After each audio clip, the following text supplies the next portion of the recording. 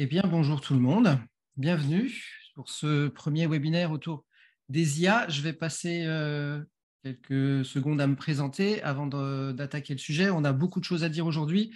Ça va être peut-être un peu plus long que les 45 minutes prévues. J'espère faire tenir ça en 1 heure maximum et répondre à vos questions derrière. Voilà, alors on va commencer par me présenter quelques secondes. Alors, qui je suis? En fait, je suis un personnage un peu mixte, comme les IA que je vais présenter. Je m'intéresse beaucoup à l'image et à l'informatique. En fait, j'ai eu deux passions dans ma vie, la photographie et l'informatique. On m'a offert un appareil photo quand j'avais 8 ans et un ordinateur à 11 ans. J'ai eu la chance de pouvoir pratiquer les deux d'une manière professionnelle. J'ai aussi eu la chance de faire une belle école d'ingénieur en informatique où on parlait déjà des IA il y a une trentaine d'années et pas du tout dans les termes dans lesquels on en parle aujourd'hui, mais c'était déjà très passionnant à l'époque. On voyait la naissance des premiers chats. Je ne sais pas si des gens ont entendu parler d'Elisa à l'époque, c'était un peu plus vieux, mais c'était déjà quelque chose qui était tout à fait passionnant. C'est une passion qui m'a poursuivi en parallèle avec ma passion pour l'image. Et aujourd'hui, je vis dans un monde merveilleux puisque la passion pour l'image et les IA se rejoignent. Je peux enfin parler des IA qui fabriquent des images, on le verra tout à l'heure. Voilà.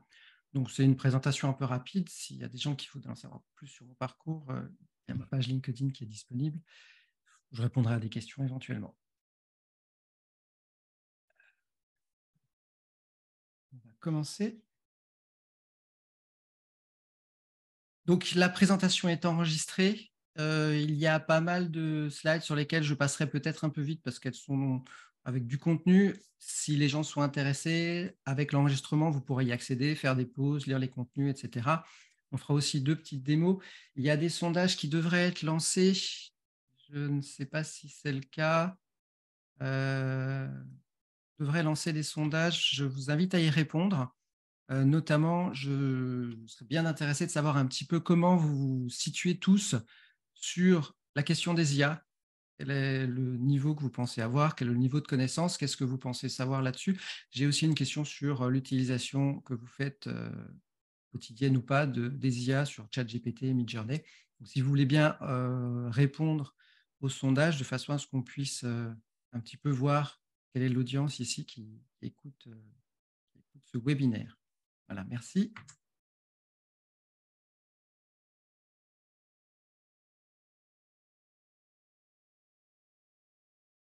Alors, de quoi parle-t-on aujourd'hui? On parle des IA. Et pourquoi parle-t-on des IA aujourd'hui? Parce qu'en fait, c'est un sujet qui me passionne depuis des années et j'ai eu très peu l'occasion d'en parler jusqu'à très récemment parce que ça ne passionnait pas grand monde. C'était un sujet quand même relativement fermé et il s'est passé quelque chose il y a pas longtemps, il y a quelques mois.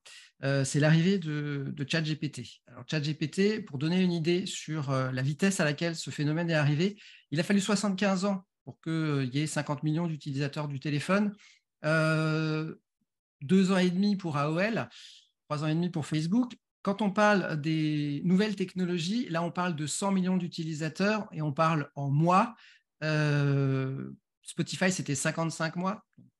Voilà. Instagram, 30 mois, donc presque 3 ans. ChatGPT, c'était 2 mois. 2 mois pour 100 millions d'utilisateurs. C'est pour ça que vous êtes tous là aujourd'hui, certainement, parce que tout le monde probablement a entendu parler de ce phénomène-là. Je ne sais pas, je fais un sondage là-dessus. On verra. Mais en tout cas, c'est une des choses qui a permis de parler de l'IA. Et effectivement, c'est une application qui est assez exceptionnelle de par la manière dont elle fonctionne aujourd'hui, de par le résultat qu'ils ont réussi à obtenir. Et cette arrivée fulgurante des IA dans le monde du travail via ChatGPT et évidemment toutes les autres IA dont on va parler et de toute cette vague qui a suivi. Alors, tout n'est pas arrivé en 2 mois, évidemment. Beaucoup de choses existaient déjà avant. GPT est quelque chose qui n'a pas 2 mois, mais c'est pas très vieux non plus.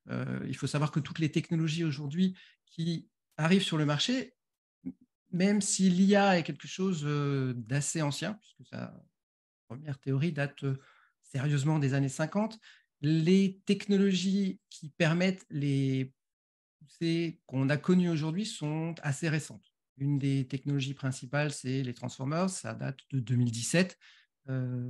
voilà, c'est quelque chose qui est quand même assez récent. Donc, en 5 ans, on a vu un développement technologique qui a amené les IA à se positionner aujourd'hui sur le marché tel qu'on les à ce jour. Alors, elle se positionne dans quel domaine? Alors, j'ai un panel ici, une image qui représente un peu un panel très large de tous les secteurs qui vont être influencés par l'IA, parce qu'en fait, ce dont il faut simplement se rendre compte, c'est que quasiment tous les secteurs en fait vont être influencés par l'IA. Alors, aussi bien dans la santé que dans la finance, que dans des domaines généraux, comme la vente, l'assurance, la banque, évidemment la sécurité. On a parlé pas mal des caméras avec reconnaissance visuelle pour les JO. Hein.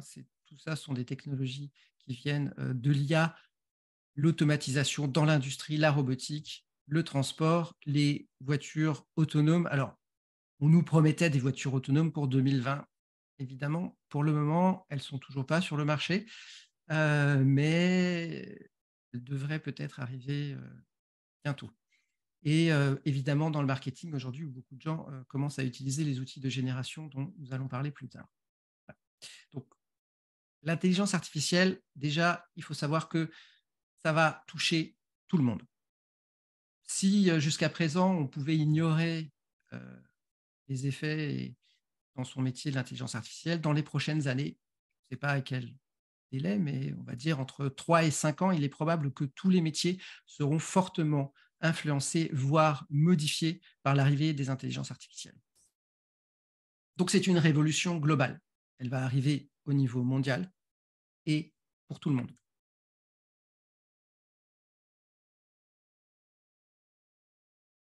Les IA vont révolutionner les métiers. Ça, c'est une chose. Elles vont révolutionner les métiers au quotidien pour chacun de nous. Mais elles vont révolutionner aussi la relation de toute l'entreprise à l'ensemble de son écosystème.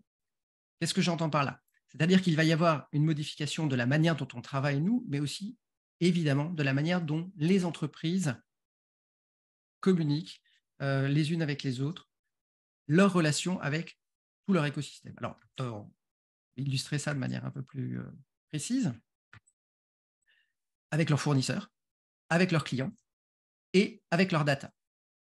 Alors, avec leurs clients, qu'est-ce que ça va changer? Par exemple, on a l'arrivée des chatbots. Alors, peut-être que vous avez tous entendu parler de ça. C'est-à-dire qu'aujourd'hui, l'idée, c'est que le support client peut être fourni par un chatbot, c'est-à-dire une intelligence artificielle qui va non seulement pouvoir répondre intelligemment à la personne, mais elle va certainement avoir accès aussi à la connaissance de l'entreprise. C'est-à-dire qu'aujourd'hui, le chatbot, il n'est pas là simplement pour accueillir la personne, pour lui dire bonjour et puis pour dire oh, je ne sais pas quoi vous répondre parce que votre question est un peu compliquée. Non, l'idée des chatbots futurs qui seront à l'intelligence artificielle, ce sera d'avoir accès à la documentation technique, au catalogue client et de pouvoir répondre à 95% des demandes clients sans avoir besoin d'une intervention humaine derrière. On va aussi modifier notre relation à nos fournisseurs. Alors, bon, évidemment, on n'est pas encore à l'ère des transports automatisés, mais ça va certainement arriver. Alors, c'est un exemple. Il y aura d'autres modifications de notre relation aux fournisseurs. Mais évidemment, si les transports et les chaînes logistiques s'en trouvent automatisées, il va y avoir des grandes modifications dans ces domaines-là. Il y a d'autres exemples d'interactions fournisseurs qui vont être modifiés. On le verra un peu plus tard dans la présentation. Et l'intelligence artificielle va apporter une grande révolution dans la manière dont on consulte ces datas. Alors pourquoi? Parce qu'aujourd'hui, la manière de consulter les datas est pas toujours évidente. Elle est réservée à certaines personnes qui savent faire. Les réseaux ne sont pas toujours là. Les méthodes ne sont pas toujours là. Utiliser Excel, utiliser des outils qui permettent d'extraire des données ne sont pas forcément évidentes. L'intelligence artificielle, sous certaines conditions, et on le verra, parce que ça fait partie des défis, la mise en place de l'accès aux data, l'intelligence artificielle va permettre de modifier et de booster la manière dont on va accéder à nos data. C'est-à-dire que demain, l'intelligence artificielle va nous permettre d'accéder plus facilement à nos data. Alors, pas forcément techniquement plus facilement, mais d'une manière, la présentation des data, la manière dont on va interroger les data va être facilitée par l'intelligence artificielle. Il n'y aura pas forcément besoin de autant de connaissances sur la data science pour pouvoir réaliser des synthèses à partir de nos données.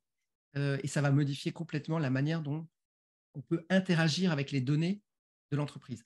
D'où l'importance d'avoir aujourd'hui stocké des données. Alors, aussi bien au niveau de l'entreprise, peut-être qu'au niveau personnel, parce que ces révolutions-là, elles auront lieu aussi bien dans les entreprises que personnellement.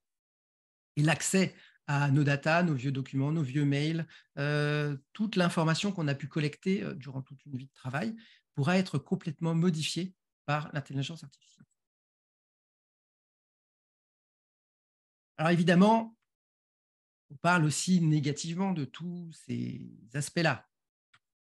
On a vu tous les titres, l'intelligence artificielle va remplacer ou va supprimer 300 millions d'emplois. Quels sont les emplois qui vont être les plus touchés par l'intelligence artificielle, etc., etc. Si on tape IA et emploi dans Google, évidemment, la première chose qui sort, c'est la question sur qui va perdre son emploi à cause de l'intelligence artificielle. C'est une question qu'on peut poser aujourd'hui. L'IA va-t-elle me remplacer au travail? Pas forcément répondre à cette question pendant ce webinaire. C'est une question qui est quand même complexe et puis surtout, je pense que ce n'est pas une question qui est résolue aujourd'hui, mais on va essayer d'apporter un certain nombre d'éléments sur ce que l'IA va apporter à l'entreprise, au monde du travail. Alors déjà, j'ai une question sur les IA. Qui utilise quotidiennement les IA dans son travail aujourd'hui?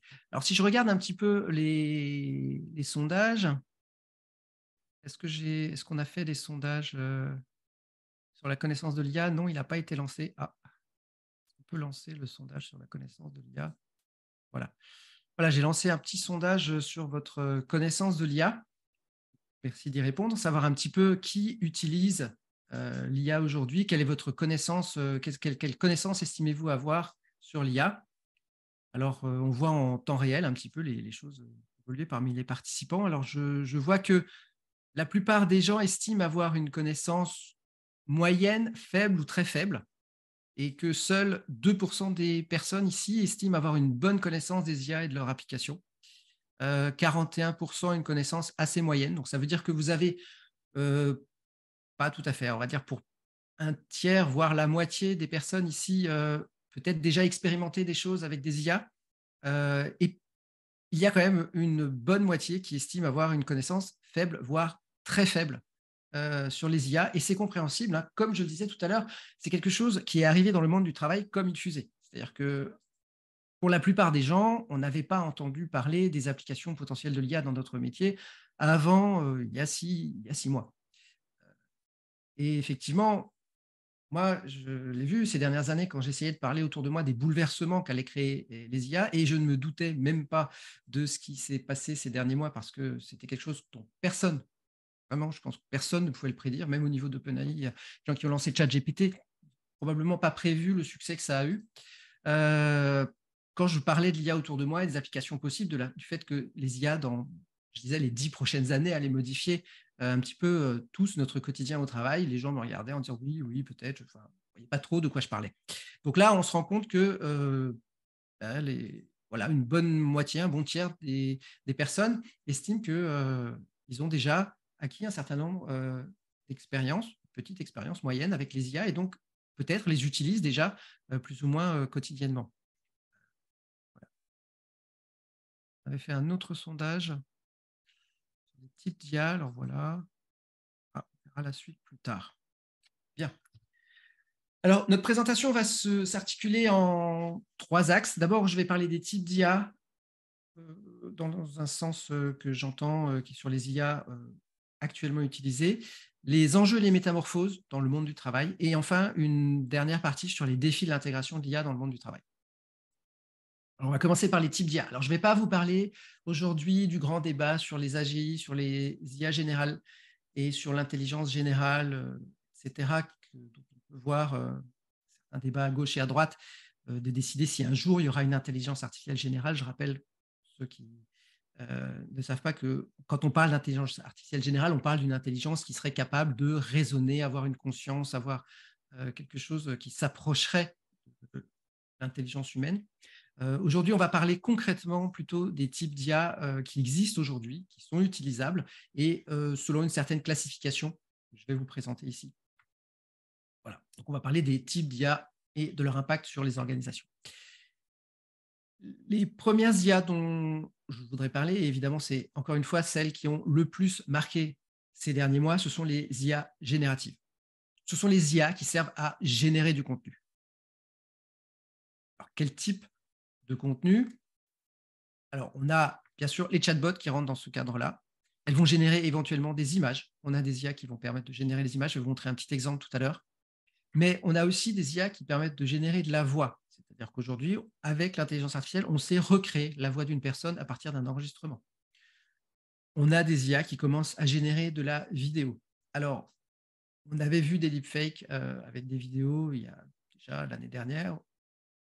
Il y a des choses qui arrivent qui sont beaucoup, beaucoup plus performantes que ça et on va pouvoir générer, c'est pas encore complètement opérationnel, mais on va pouvoir peut-être un jour générer de la vidéo comme on génère des images aujourd'hui à partir de texte. Faire une présentation de ce que l'on souhaite voir en vidéo et voir une vidéo se générer. Alors, il y a déjà des systèmes qui font ça, Gen 1 par exemple. Ça reste, à mon avis, très basique pour le moment. Le résultat est visiblement généré par une IA, mais peut-être que demain, et les défis sur la vidéo ne sont pas les mêmes que ceux sur l'image, donc ça arrivera peut-être pas juste demain, mais peut-être après-demain. Il y aura des systèmes qui seront capables de générer des vidéos à partir de prompts et de cela de manière tout à fait réaliste. On a des IA qui commencent à générer de la 3D également. Voilà, c'est pareil, ça commence à arriver. Et évidemment, toutes les IA qui travaillent sur le texte, la traduction, la correction, l'aide à la reformulation, tout ça, ça rentre dans le cas des IA génératives. Voilà, un petit tableau qui présente un certain nombre très limité d'IA existants aujourd'hui dans chacun des domaines dont je viens de parler. Je crois qu'il existe des tableaux que certaines personnes essaient de tenir à jour difficilement. Le dernier que j'ai vu avait plus de 500 ou 600 applications. C'est quasi humainement impossible de regarder toutes les applications qui sortent au jour le jour, surtout qu'il y a des choses qui vont durer et des choses qui vont disparaître. Les applications qui sont là, il y en a certaines qui, je pense, sont amenées à durer et vont être amenées à rester un certain temps. ChatGPT, évidemment. Midjourney, Stable Diffusion pour les images. Runaway a pris une belle avance. Je pense qu'ils vont garder aussi quelque chose. Voilà. Dans le codage, Copilot, évidemment, a déjà sa place. Copilot X arrive, pour ceux qui savent. Bon, voilà. Vous pouvez regarder ça, si vous voulez, dans le replay, plus en détail. Alors, qu'est-ce qu'une IA générative? Comment ça fonctionne? Je vous l'ai dit, son principe, c'est de générer quelque chose. Du texte, par exemple. Donc, le principe, c'est qu'on va créer des nouvelles données, que ce soit du texte, des images, du son, de la voix, etc.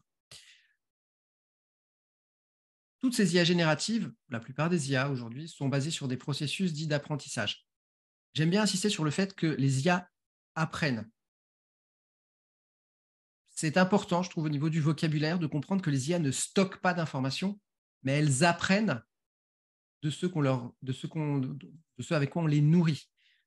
Quand une IA génère un texte, génère une image, elle ne va pas puiser dans sa base de données quelque part une image ou un texte, elle ne va pas essayer de regarder quelque chose qu'elle aurait stocké. Non, non. Quand une IA crée, une IA générative, crée du texte ou de l'image, elle l'invente.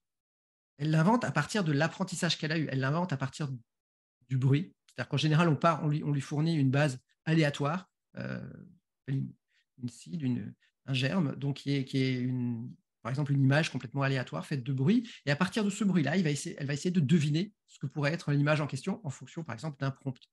Donc, il faut bien comprendre que une IA aujourd'hui, c'est l'association d'une grande quantité de données qu'elle a pu étudier et d'un processus d'apprentissage. Alors, le processus d'apprentissage peut être soit automatique, complètement automatique, uniquement à partir des données, soit un apprentissage assisté, comme ce qu'ils ont fait chez OpenAI pour ChatGPT, qui a non seulement bénéficié d'un corpus immense et donc d'une grande base de données de texte dans laquelle elle a pu apprendre à parler, à écrire, mais également derrière un apprentissage par un retour humain, c'est-à-dire que l'humain a eu son rôle dans l'apprentissage de l'IA.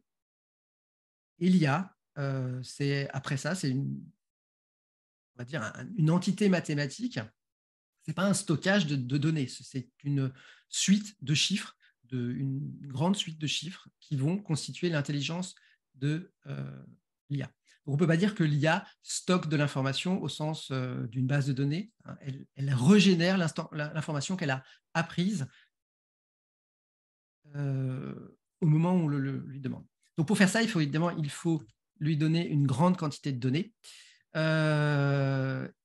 et un apprentissage relativement fourni. Ça nécessite beaucoup d'interactions avant d'arriver à un résultat. Alors, sujet peut-être à débat. Moi, je pense qu'aujourd'hui, les IA sont capables d'une certaine créativité et d'une certaine intelligence. À partir du moment où on considère qu'elles n'ont pas stocké de l'information brute, telle qu'on peut le faire dans une base de données, mais qu'elles stockent un apprentissage, on peut considérer que c'est un début de créativité et d'intelligence. Alors, c'est très compliqué de définir la notion de créativité et d'intelligence. C'est pour ça que ce sont des termes qui peuvent amener à débat, mais ça permet néanmoins de comprendre que l'IA ne fait pas que régurgiter des choses qu'elle aurait simplement recopiées ailleurs. Il y a bien quelque chose de nouveau qui est créé à chaque fois qu'on demande quelque chose à une IA générative. Ça, c'est un point qui est extrêmement important. Alors, ces IA génératives vont avoir des impacts sur les organisations. Évidemment, il va y avoir une optimisation des processus créatifs, puisqu'elles sont là pour créer des choses. Les processus créatifs vont s'en trouver modifiés, puisqu'on va pouvoir demander à l'IA de nous aider à créer, que ce soit des textes, des images, etc. Pas de problème. Elles vont aussi permettre d'accélérer les tâches répétitives, quotidiennes, parce que souvent on fait la même chose. Quand on consulte nos mails, par exemple, l'IA générative pourra nous aider à prioriser, par exemple, les mails auxquels répondre, parce qu'elle pourra les lire avant nous et nous faire, par exemple, un résumé ou nous dire ce qui est urgent, etc. Par exemple. Il va y avoir des centaines de tâches quotidiennes propres à chacun qui vont pouvoir être aidées par les IA. Alors évidemment, ça va nous permettre un gain de temps et d'efficacité. L'idée, elle est là. L'idée, c'est que les IA vont pouvoir nous assister et nous faire gagner du temps. Néanmoins, il va falloir un peu s'adapter, parce que c'est une manière de travailler qui n'est pas forcément, qui n'est pas du tout, on va dire même aujourd'hui, commune. C'est-à-dire qu'on va peut-être déléguer plus de choses à son ordinateur. Et il va falloir aussi apprendre à communiquer ou interagir avec ces IA. Parce que même si l'interface qu'on essaie d'utiliser aujourd'hui est l'interface du langage naturel, ce n'est pas forcément simple de savoir comment communiquer une tâche, savoir comment communiquer un processus à une IA. Déjà, il faut savoir le faire à une autre personne et ensuite, il faudrait apprendre à le faire à une IA. Voilà. Donc, il va quand même y avoir une adaptation des compétences qui vont être nécessaires avec l'arrivée de ces IA, même si, au final, elles vont très probablement nous faire gagner beaucoup de temps sur un certain nombre de tâches. Alors, j'ai parlé beaucoup, je vais vous faire une petite démo ici, rapide sur chat GPT. Alors, alors, en temps réel, je ne lis pas le chat. Je ne vois pas ce que vous communiquez sur le chat. Il y a quelqu'un qui essaie de répondre éventuellement. Mais pour le moment, moi, je ne peux pas vous présenter et lire le chat. Donc, je regarderai ça un peu plus tard. Les questions sont mises pour tout à l'heure. Je vais vous faire une petite démo sur Midjourney. Alors, petite question, est-ce qu'on a fait le sondage sur Midjourney? Non, on n'a pas fait. Je vais lancer le sondage sur Midjourney. Alors, voilà, je vous ai lancé un petit sondage sur Midjourney. Qui utilise Midjourney? La première réponse était oui régulièrement. Alors, évidemment, c'est en train de changer. Alors, je ne sais pas si vous avez les retours du sondage en temps réel. Moi, je les vois. Donc, je peux vous dire que là, on est en train de se situer à peu près la moitié des personnes qui ne l'ont jamais utilisé, mais néanmoins qui savent ce qu'est Midjourney. Et nous avons à peu près 20% des participants ici qui ne savent pas ce qu'est Midjourney et qui vont donc le découvrir tout à fait en même temps que les autres. Et nous avons quand même 23% de personnes qui l'utilisent occasionnellement, sachant que Aujourd'hui, Midjourney a plus ou moins suspendu ses démos gratuites. Ils ont des problèmes de serveurs, c'est-à-dire qu'ils n'ont pas assez de ressources, ils ont trop de succès, donc ils ont un peu limité le nombre de personnes qui pouvaient l'utiliser gratuitement. Ils essayent de faire de temps en temps encore des week-ends où il y a un peu moins durant les week-ends, c'est un peu moins chargé, donc ils essaient de remplir les week-ends avec des démos, mais ça ne fonctionne pas. Et nous avons quand même 7% de personnes ici qui utilisent Midjourney régulièrement. Ça représente quand même voilà, 7% des gens ici qui utiliseraient Midjourney régulièrement. Il y a une question sur les alternatives gratuites de Midjourney. Si on peut la noter, j'y répondrai tout à l'heure. Je tiens à préciser que Olivier nous fera une démonstration de mi-journée.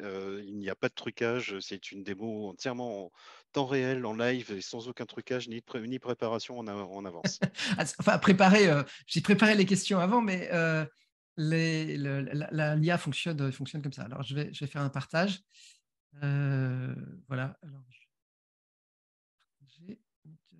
Alors, Midjourney fonctionne pour le moment sur Discord, c'est-à-dire que c'est une interface de chat. C'est un choix qu'ils ont fait, c'est un choix technique, ça n'engage pas grand-chose. C'est juste que, voilà, en fait, c'est là aussi une interface de chat. Donc, on discute avec l'IA, on lui demande des choses.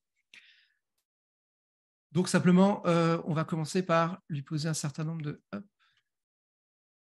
questions. On va lui poser des questions, on va lui.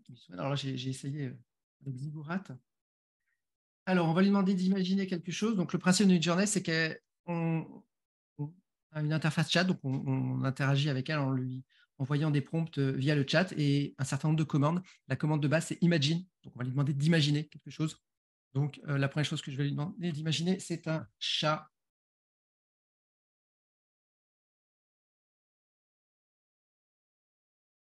Voilà.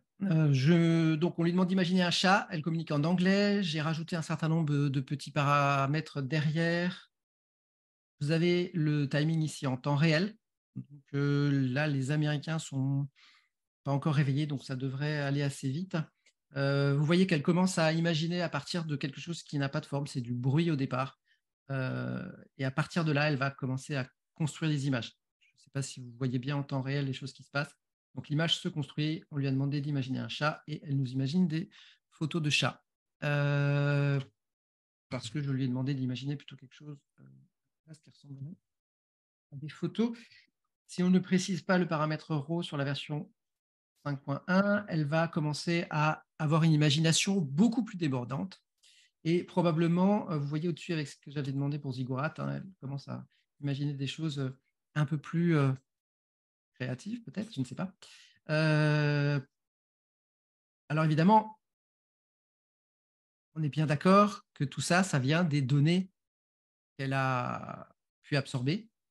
On est bien d'accord que tous ces styles, quelque part, ont peut-être existé, j'en ai pas la certitude, quelque part dans la création humaine.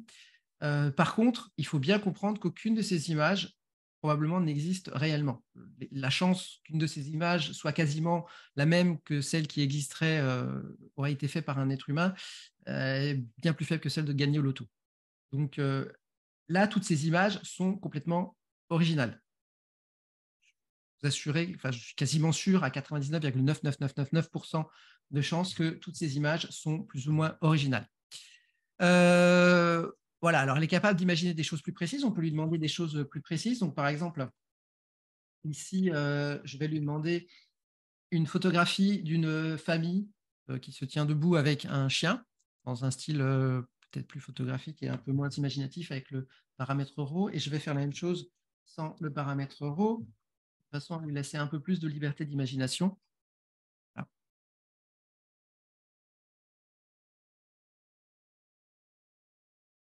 Donc, les images naissent de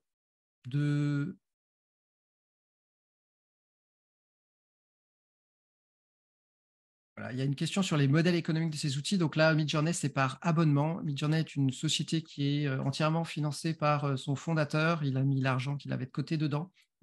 Ils n'ont pas d'autres intervenants et pour le moment, ils fonctionnent avec cet argent-là et l'argent des abonnements.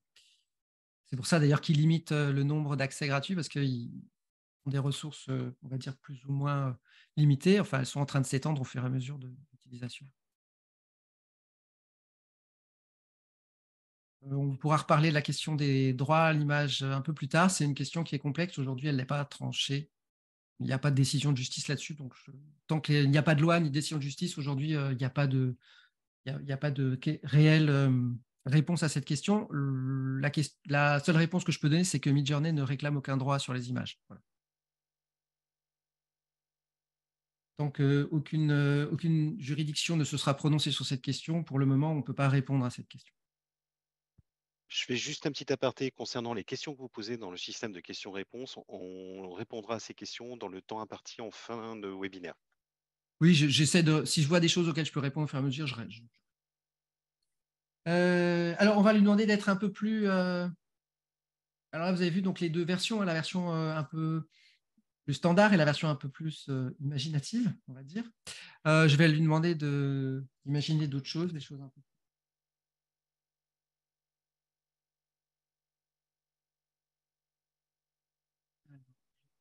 Lui demander par exemple une photo, la même chose, mais au lieu du chien, je vais lui demander de la faire avec Bigfoot. Pourquoi pas? Et puis tant qu'à faire comme Bigfoot, c'est une figure ancienne, on va la faire en sépia. Voilà. Donc là, je suis passé d'une demande assez simple, un chat, une demande un peu plus complexe, une photo de famille avec un chien, à une demande beaucoup plus incroyable, où je vais lui demander d'imaginer quelque chose qui probablement n'existe pas. Je suppose que personne n'a de photo de famille avec Bigfoot. En tout cas, pas de vraie photo de famille avec Bigfoot. C'est une image qui n'existe probablement nulle part, sinon dans l'imaginaire de certaines personnes. Et pourtant, elle est capable de générer à chaque fois 4 images sans problème. Elle pourrait en générer autant qu'on en veut. Alors pour vous montrer un peu la complexification du prompt, à chaque fois, on va refaire la même chose en recommençant avec un chien. Donc, je vais simplement lui demander une photo d'un corgi dans un premier temps. Puis, je vais complexifier un petit peu en lui demandant d'imaginer un corgi avec des lunettes de soleil.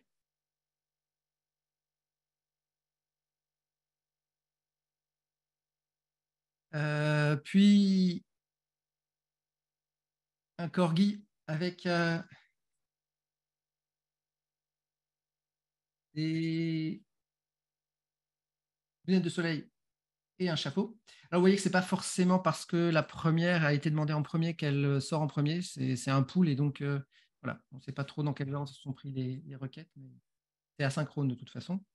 Une question sur comment avoir ma propre salle pour faire Midjourney. C'est documenté dans Midjourney. Je ne peux pas répondre à cette question-là. On n'aura pas trop le temps. C'est parfaitement documenté dans les documentations de Midjourney. En cherchant, il y a une procédure. C'est assez facile. Il faut inviter le bot. Il faut créer sa salle. Il faut créer un serveur et inviter le bot dans sa propre salle. Et il faut un tout petit peu de connaissance de Discord pour réussir à faire ça. Mais une fois qu'on sait comment inviter un bot, cliquant sur le bot, l'inviter dans son serveur, ça ne pose pas trop de problèmes. Donc là, je vais continuer et je vais complexifier encore. Donc, il nous a créé un corgi avec un chapeau et des lunettes de soleil. Maintenant, je vais lui demander de mettre le corgi dans Times Square. Voilà. Et enfin, je vais rajouter un style, c'est-à-dire que je vais lui demander de se conformer à un style un peu plus précis. C'est-à-dire que là, je souhaite que l'image soit en noir et blanc et dans un style plutôt mode. Donc, mon corgi avec des lunettes de soleil dans Times Square. Voilà.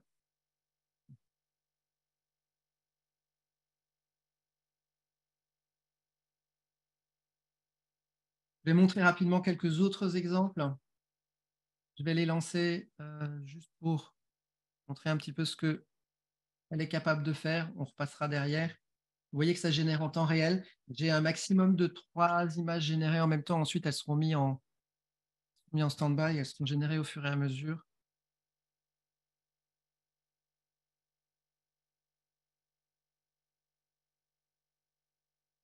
Elle est capable de générer des photos, des images, également des graphiques.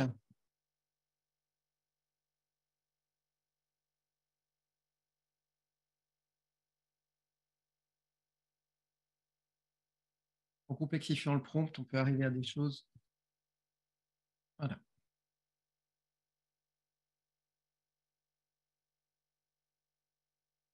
Après, on peut lui demander de travailler sur des concepts aussi. Alors là, on ne sait pas trop ce qui va sortir. Je vais lui mettre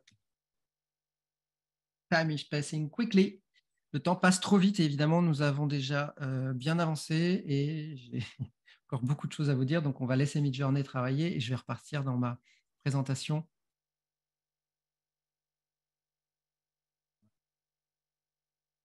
Que vous voyez tous la présentation, c'est bon?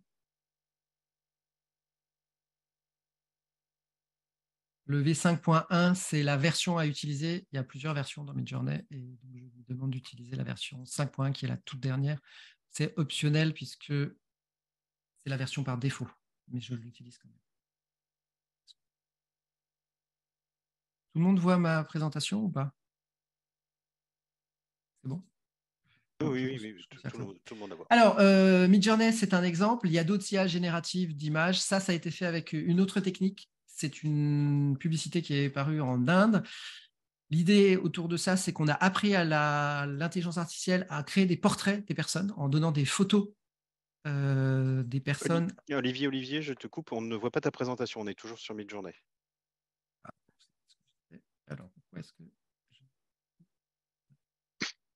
Désolé pour cette petite Alors, pourquoi ça problématique marche pas? technique. Allô les studios, allô les studios.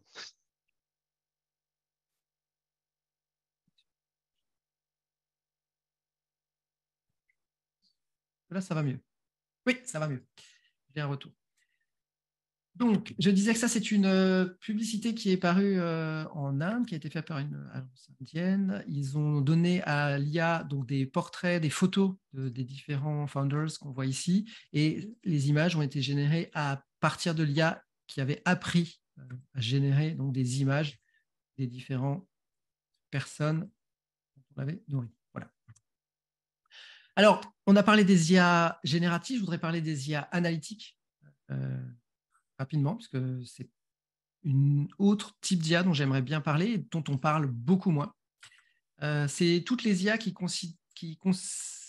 nous permettent de faire de l'analyse de data, qui vont servir dans des domaines tels que le médical, l'industrie, la finance, la sécurité. On a déjà parlé des caméras pour faire de la reconnaissance faciale, du transport. C'est les IA qui vont nous permettre d'avoir des automobiles, des drones, des camions qui roulent tout seuls, etc. Il y a des milliers et des milliers d'usages pour les IA analytiques. Elles sont beaucoup moins visibles que les IA génératives, mais ne doutez pas qu'elles vont bouleverser notre quotidien, peut-être même plus que les IA génératives, parce que c'est des IA qui vont avoir des applications réelles, enfin des applications, on va dire, très, très pointues, qui vont avoir des conséquences sur tous ces domaines, qui vont permettre éventuellement des nouvelles recherches dans le domaine médical, industriel, etc., dans la robotisation, dans le monde de la finance, dans les analyses financières, dans la sécurité, dans la manière dont on va pouvoir gérer les caméras, l'analyse de données qui circulent, etc., etc., etc. Donc, ce sont des IA prédictives, analytiques, qui font un peu moins peut-être parler d'elles aujourd'hui parce qu'on a beaucoup parlé du phénomène ChatGPT, mais qui sont très, très importantes aussi et qu'il ne faut pas négliger. Alors, leur principe, c'est d'analyser et de prédire. Elles aussi, elles sont basées sur des processus d'apprentissage avec de grandes quantités de données qu'elles vont analyser, sur lesquelles elles vont pouvoir se construire. Et donc, elles aussi, elles fonctionnent avec... Les modèles ne sont pas toujours les mêmes, elles aussi fonctionnent avec ce même type d'apprentissage que les IA génératives, c'est-à-dire qu'il va falloir leur fournir un grand nombre de données. Je parle des IA, alors des IA analytiques telles qu'on les connaît aujourd'hui. Dans l'histoire de l'IA, il y a eu beaucoup de choses qui ont évolué, mais on va parler des dernières générations. Elles ont besoin de beaucoup de quantités de données et elles aussi, elles vont avoir un processus d'apprentissage avant de pouvoir fonctionner. Alors, les impacts seront sur l'optimisation des processus d'analyse, sur l'automatisation des process. Donc, on parlait de tous les systèmes d'automatisation, hein, que ce soit aussi bien en termes de surveillance, par exemple, que de transport. Ça va permettre éventuellement des accélérations de cycles de développement, des accélérations de cycles d'entreprise, etc., puisque les analyses pourront se faire de manière peut-être plus précise, plus rapidement. Mais Moi, je dis mais c'est une réalité qui est en train déjà d'arriver. Elles vont aussi entraîner une certaine augmentation de la délégation de la décision à la machine. Et ça a déjà commencé. Ces IA analytiques, elles ne sont pas récentes. Elles existent depuis des années. Elles sont utilisées par des organismes et certains organismes basent leurs décisions sur les analyses créées par des IA. Alors, on verra tout à l'heure peut-être les questions éthiques que cela peut poser, mais c'est une réalité qui existe déjà et c'est une réalité qui va aller en s'amplifiant. Alors, il y a avec ces deux types d'IA que j'aime bien spécifier aussi ce qu'on appelle les IA mixtes, qui font et de l'analyse et de la génération. Alors, l'IA mixte, son avantage, c'est qu'elle va être capable, par exemple, de Enfin, l'intérêt de faire les deux en même temps, c'est principalement de favoriser l'interaction. C'est-à-dire que ChatGPT, par exemple, est une IA qui est capable de faire et de l'analyse et de la génération. Donc, l'intérêt, c'est qu'on va pouvoir communiquer avec ChatGPT pour lui demander de faire de l'analyse et elle va pouvoir nous répondre. Donc, ce sont des IA qui sont aujourd'hui de plus en plus mis à disposition. Alors, les modèles comme ChatGPT, il n'est pas tout seul. Je parle beaucoup de ChatGPT parce que tout le monde entend parler, mais tous ces modèles-là, il y en a de plus en plus qui arrivent. Google est en train d'arriver avec sa solution. Il y a une solution qui s'appelle Claude par Anthropic qui est aussi en train d'arriver. Il y a des modèles en open source qui arrivent. Il y a énormément d'IA basées sur ces principes-là qui sont en train d'arriver et qui vont, elles aussi, bouleverser la manière dont on interagit avec ces IA analytiques qui, jusqu'à présent, avaient des interfaces plus ou moins complexes. Aujourd'hui, on va pouvoir simplement poser des questions. On va poser des questions dans beaucoup de domaines. ChatGPT, on peut lui poser des questions dans énormément de domaines. Et c'est également des IA qui vont devenir multimodales. C'est-à-dire que ChatGPT, aujourd'hui, pour le moment, on interagit avec du texte. On pourra très bientôt interagir en lui fournissant des images. On peut déjà commencer à lui fournir du PDF, mais on pourra lui fournir des images, on pourra lui fournir, peut-être un jour, on pourra lui parler, enfin, déjà plus ou moins lui parler avec l'application qui est arrivée. Donc, toutes ces applications mixtes, elles vont être capables à la fois de générer du contenu, mais aussi de l'analyser. Voilà, par exemple, un petit exemple, alors ça c'est quelque chose que on ne peut pas encore faire avec la version ChatGPT qui est disponible. C'est une version bêta qui est en bêta fermée pour le moment, en alpha, donc qui est le code interpréteur, qui permet à ChatGPT de générer du code directement et de l'interpréter derrière. Donc ça lui permet notamment de faire du data viz. Donc on peut donner à ChatGPT équipé du code interpréteur des données brutes, une feuille Excel par exemple, avec des datas. Il va être capable de reconnaître le contenu de la feuille, simplement avec le titre et le nom des colonnes, et de créer une analyse des données de la feuille. Alors on va pouvoir lui demander une certaine analyse, mais ce qui est intéressant aussi, c'est qu'il va pouvoir être force de proposition. Donc, là, par exemple, l'intérêt, c'est qu'on lui a simplement donné des données sur les véhicules électriques et il a produit un certain nombre de tableaux, de graphiques, sans qu'on lui ait vraiment demandé quel type de graphique on voulait. C'est-à-dire que c'est lui qui a proposé une certaine approche et une certaine analyse des données. Alors évidemment, on pourrait lui demander d'effectuer une analyse précise et il essaiera de la faire. Mais il est aussi capable d'être force de proposition et donc de pouvoir avoir des angles d'attaque de la data qui n'est pas forcément ceux auxquels on aurait pensé. Donc l'intérêt de ces IA mix, c'est que c'est un outil unique, une seule interface, ChatGPT, on peut lui demander tout ça, on peut lui demander de l'analyser du texte, on peut lui demander d'analyser des datas, on pourra lui demander d'analyser des images. L'interface est en langage naturel. Donc, on est capable de lui demander des choses. On ne clique pas sur des boutons, on lui demande. Alors, ce n'est pas toujours facile de savoir comment formuler la demande, mais l'idée, c'est que le langage naturel devrait à terme être peut-être plus facile à utiliser que les boutons. Je ne suis pas persuadé, mais on verra. L'idée, peut-être, ce seront des choses mixtes où il y aura du langage naturel, des interfaces prévues à l'avance, c'est-à-dire on aura une interface pour tel type de tâche bien spécifique et ce sera plus facile parce que l'interface saura déjà plus ou moins ce qu'on va lui demander. Donc, effectivement, ça entraîne une certaine facilité d'organisation autour de ces IA, mais ça nécessite quand même encore l'acquisition de compétences pour pouvoir utiliser, savoir ce qu'on peut leur demander, comment leur demander. Voilà. Alors, j'ai un petit exemple là, le temps passe, sur ce qui nous arrive peut-être avant la fin de l'année, je ne sais pas, sur Copilot. C'est les petites démos qui sont mises à disposition par Microsoft. Je ne sais pas si vous voyez la vidéo. Donc, l'idée, c'est qu'il est capable d'extraire des données. Il est capable d'extraire des données depuis un document, par exemple. Donc, on lui donne un document Word et à partir de ce document Word, il est capable d'extraire les informations et de créer automatiquement la présentation. Ensuite, on peut lui demander simplement avec des mots de rajouter des slides, de modifier des slides, là par exemple, il estime qu'il y a trop de texte, donc on va lui demander de rajouter des images, de faire des choses. Voilà. Il fait de la réorganisation.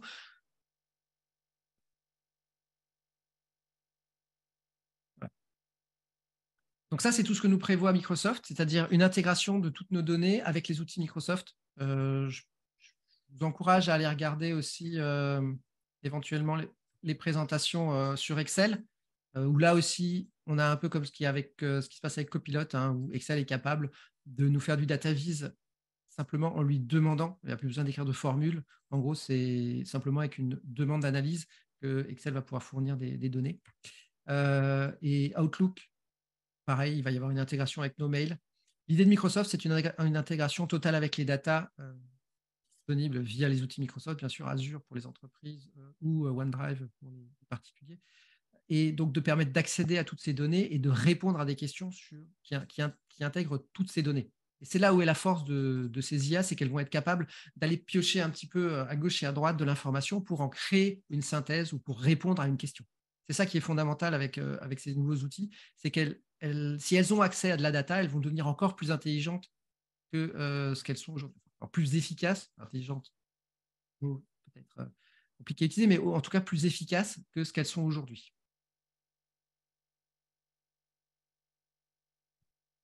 Et éventuellement, on commence à voir aussi l'apparition d'un modèle d'IA autonome.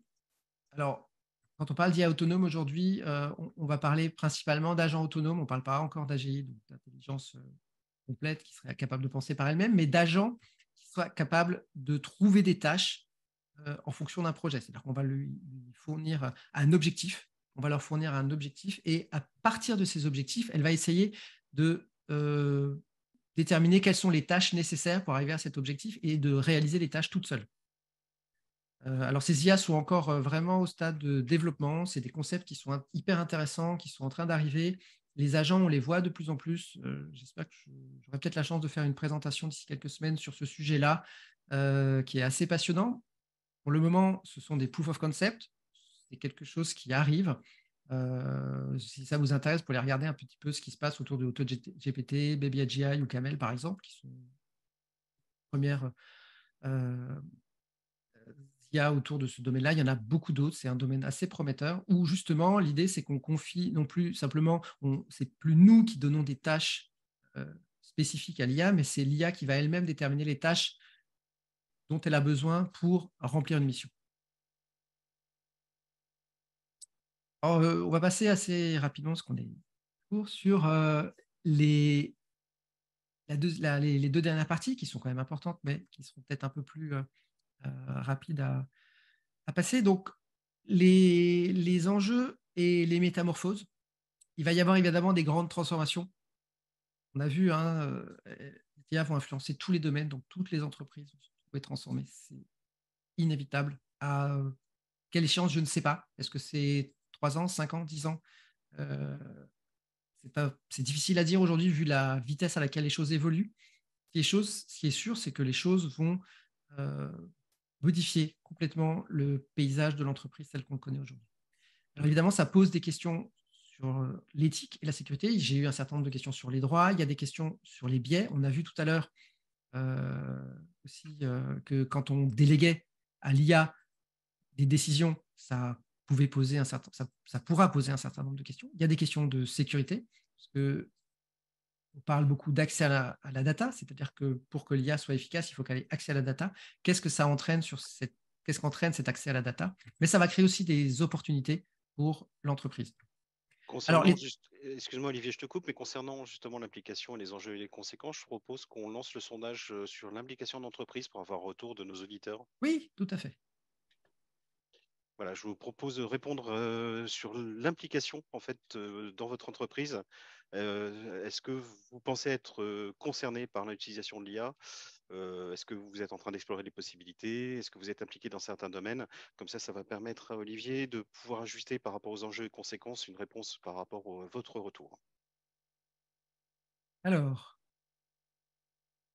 moi, je ne vois pas du tout impliqué, 15%, la moitié en train d'explorer les possibilités. Donc, voilà, ça, vous êtes là sûrement. Impliqué dans certains domaines et pleinement engagé quand même 18%. Quand même pas mal. Ça veut dire qu'il y a des gens qui aujourd'hui déjà au quotidien, dans leur entreprise, ont une démarche pleinement engagée d'utilisation de l'IA. Voilà, c'est un chiffre intéressant. Là, j'invite nos auditeurs à faire un petit retour dans le chat concernant leur expérience, hein, en une phrase ou deux, justement sur votre implication, alors, sur les explorations. Voilà, c'est intéressant qu'on puisse échanger entre nous aussi sur vos expériences, de façon à avoir un retour d'idées. Alors, donc, transformation des métiers, évidemment. On peut imaginer, je ne pense pas toutes les transformations qui vont arriver, mais on peut commencer déjà à imaginer un certain nombre de transformations. On a vu la transformation de la relation client, la valorisation et l'exploitation des données, ça on en a déjà parlé.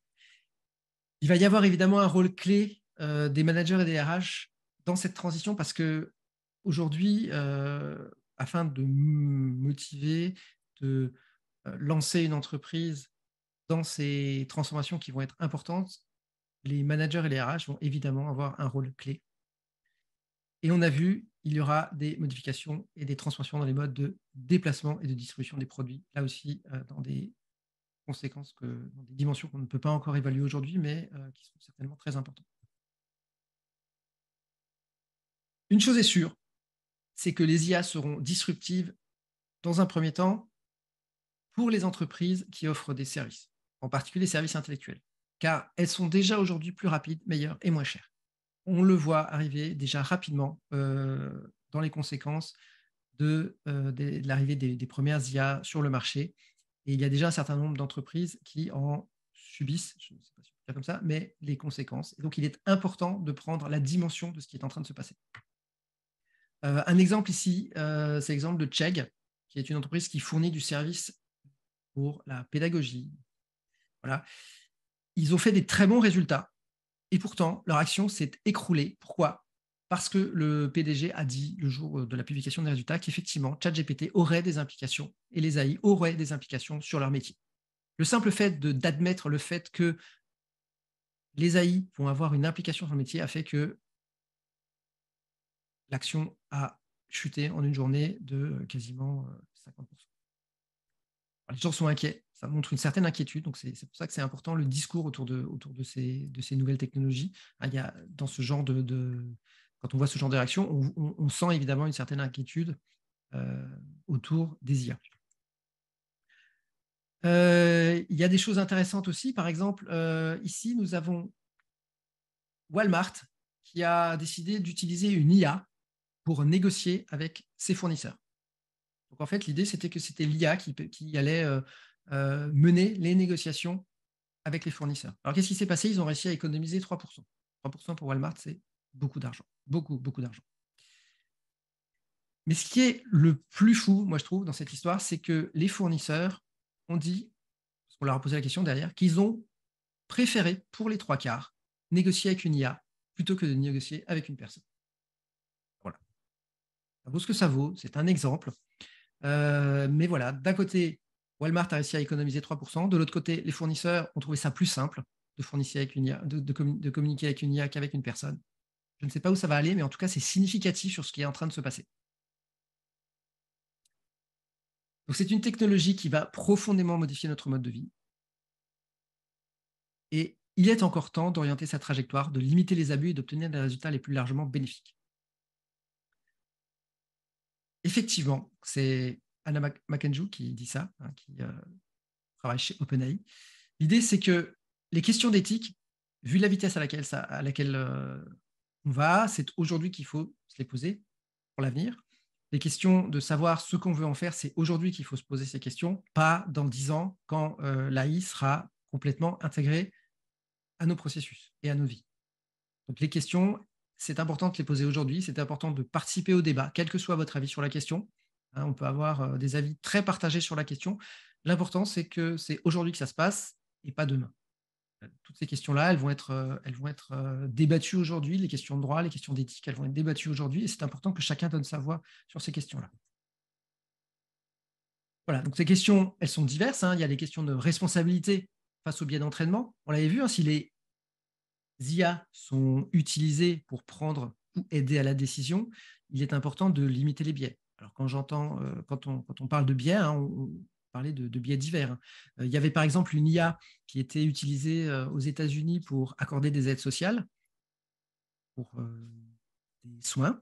Sauf que l'IA avait été entraînée avec des données réelles et que dans les données réelles, les soins étaient moins accordés aux personnes qui avaient peu de revenus parce que ces personnes avaient moins tendance à avoir les moyens matériels de faire appel à l'aide juridique, à l'aide aux soins. Et donc, l'IA a continué à reproduire ce biais et a continué à donner moins d'aide aux personnes qui en avaient le plus besoin.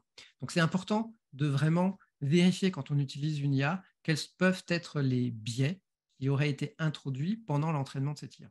Et donc, la qualité des données qui auraient été utilisées pour l'entraînement de cette IA. Il y a une responsabilité face aux erreurs, et ce qu'on peut appeler les hallucinations, qu'on connaît dans ChatGPT, c'est-à-dire le fait qu'une IA peut commettre des erreurs. Qui est responsable dans ce cas-là? Quand ChatGPT raconte n'importe quoi, ça n'a pas toujours des conséquences catastrophiques. Si une voiture autonome écrase quelqu'un, il faudra déterminer qui est responsable. Évidemment, on posait la question du droit d'auteur. Hein, même si les IA ne stockent pas de données au sens propre, elles génèrent des données qui peuvent servir à plagier un auteur, puisqu'elles sont capables de reproduire éventuellement le style d'un auteur, que ce soit un style écrit ou un style visuel. Et donc, la question de la préservation du droit d'auteur et de la manière dont les IA vont interagir avec le droit d'auteur est importante. On a vu la question de la conformité au RGPD en Europe. Hein, quelles sont les données qui sont stockées dans les IA, comment elles sont utilisées, où est-ce qu'elles sont stockées, etc., etc. Ce sont des questions qu'il va falloir se poser à la mise en œuvre de l'IA dans l'entreprise. Évidemment, donc, tout ça pose la question de la décision automatisée et de la délégation à la machine. À partir du moment où on va donner de plus en plus de délégation à la machine, quelle est la place de l'humain? Quelle est l'importance de ces délégations? Ce sont des questions qu'il va absolument falloir se poser parce que dès qu'on commence à utiliser l'IA, on se rend compte qu'on a tendance à lui faire confiance. Un conducteur dans sa voiture, effectivement, les gens qui utilisent les voitures autonomes commencent à dire, les premières personnes qui les utilisent disent au début, on a un peu peur, on garde le volant et puis au bout de quelques heures, jours, je ne sais pas, on fait autre chose. On lit des mails, etc. Alors que normalement, ils sont censés continuer à regarder la route. Quoi. Donc, cette délégation à la machine, elle va se poser dans tous les domaines. La protection des données est importante aussi, puisqu'il y a le Cloud Act aux États-Unis, donc ce qui veut dire que les datas qui sont envoyées à des entreprises américaines, même non situées sur le sol américain, peuvent être consultées éventuellement par des entités gouvernementales américaines. C'est une donnée importante dans le cadre de l'espionnage industriel potentiel, puisque c'est déjà arrivé. Pas forcément avec des IA, hein, mais que l'espionnage industriel existe, bel et bien. Les données vont être manipulées par des IA, accessibles par des IA. Il faudra se poser la question des nouvelles formes d'attaques potentielles, de la vulnérabilité éventuelle de nos données quand on les confie à des IA. Et il y a une question sur le bilan CO2, puisque ces IA, elles utilisent des centres de calcul qui consomment de l'énergie et donc qui posent des questions par rapport à leur bilan CO2 et donc l'utilisation de ces IA. Nous devons regarder peut-être un peu plus en détail quel est le rapport de l'intérêt de ce qu'elles vont nous apporter par rapport à de ce qu'elles vont nous faire dépenser en énergie fossile. Alors évidemment, il y a des opportunités, on l'a vu, hein, l'exploitation des data qui vont permettre de mettre les ERP sous stéroïdes. On va pouvoir chatter avec ces documents. Ça, c'est quelque chose dont j'ai reparlé aussi pendant un nouveau, j'espère, je vais pouvoir reparler à l'occasion, pendant un autre webinaire qui va modifier la manière dont on accède à nos data. On a vu avec Copilot 365 et d'autres applications, on va pouvoir non seulement poser des questions générales à une IA, mais aussi poser des questions très spécifiques par rapport à nos propres data. Elles vont apporter des nouvelles manières de créer. J'appelle ça de la créao, créativité assistée par ordinateur. Ce n'est pas elles qui vont créer, mais elles vont nous aider à créer mieux peut-être. L'idée, c'est qu'avec Midjourney, on a la possibilité d'utiliser simplement pour créer une image à partir de zéro et l'utiliser telle qu'elle, mais on peut aussi l'utiliser comme inspiration. On peut lui demander des images et essayer de s'inspirer à partir de ces images-là. Ces IA créatives d'images aussi vont permettre aux artistes de créer des choses peut-être plus rapidement, en l'aidant sur des tâches qui ne sont pas toujours. Voilà, il y a de la création, et puis après, il y a par exemple mettre en couleur. L'IA va permettre de faire ça plus rapidement, ou rajouter du détail, etc. Les logiciels, les développeurs de logiciels aussi, assister. J'ai mis remplacer, parce qu'on a tendance à croire aussi que peut-être les IA vont créer des programmes de toute pièce. Alors, c'est vrai que le monde des développeurs est un peu partagé en ce moment. Il y a ceux qui disent non, non, on ne pourra jamais remplacer les développeurs, et ceux qui sont en train de dire alors attention, ce qui est en train d'arriver, c'est une vraie révolution, et dans 5 ans, il y aura presque plus de développeurs parce qu'un développeur pourra faire le travail de 10 grâce à l'IA. Donc, tout ça, ça va amener peut-être un no-code boosté à l'IA, c'est-à-dire des nouvelles applications no-code ou recode dans lesquelles il y aura de nouveau du code, mais inventé par de l'IA, qui seront mis à disposition d'un plus grand nombre. On interagira d'une nouvelle manière avec ses interlocuteurs, on l'a vu, hein, au travers des chatbots, au travers des différents outils, et on va se déplacer d'une nouvelle manière. Ah, évidemment, il ne faudrait pas que le futur de ChatGPT devienne ça, c'est-à-dire que Brian veut un boulot, donc il va dire à ChatGPT, bah, écoutez, je veux le boulot, fais-moi une lettre de motivation, voilà mon CV.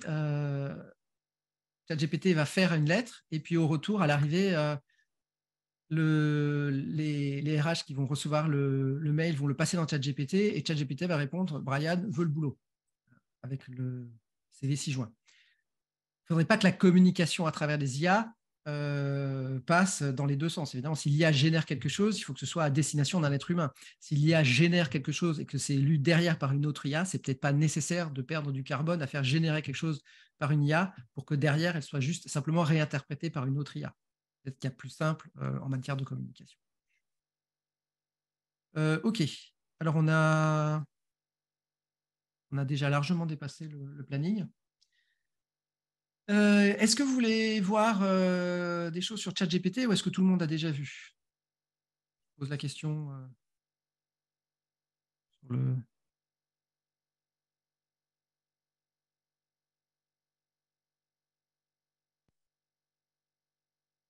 Ouais, on a quelques demandes concernant la démo. On a eu quelques personnes en fait qui ont dû partir. Je pense C'est que enregistré. De toute façon, c'est enregistré. oui. Je voulais juste, pour tout le monde, ceux qui restent, la conférence sera mise à disposition sur LinkedIn, sur notre profil au niveau du replay. Donc, vous aurez toutes les informations qui sont présentes ici. Je crois que par contre, le chat ne sera pas disponible et les informations qui sont transmises au niveau des questions. C'est pour ça que les questions seront reprises. Olivier, ce que je te propose, c'est qu'on fasse la démonstration, une petite démonstration rapide de ChatGPT. Si vous avez des questions, si vous avez un timing qui peut être serré, utilisez soit le chat ou soit les questions-réponses. Le mieux, c'est les questions-réponses, de façon à ce que vous ayez dans le webinaire, en fait, à la fin du webinaire, les réponses aux questions que vous aurez posées. On a déjà un certain nombre de questions, on a une dizaine de questions qui sont en stand-by pour l'instant, on y répondra tout à l'heure. Voilà, donc n'hésitez pas à utiliser ce système-là pour poser vos questions-réponses, et je te laisse la main, Olivier, sur la petite démo ChatGPT.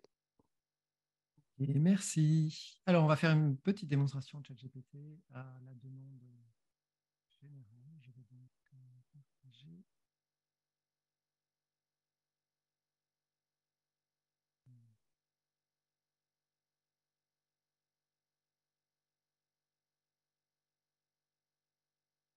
Donc l'interface, on avait un sondage sur l'usage de ChatGPT, je crois. Est-ce qu'on l'a lancé? ChatGPT. Non, je vais. Est-ce qu'on peut le lancer peut-être? Lancer. Voilà.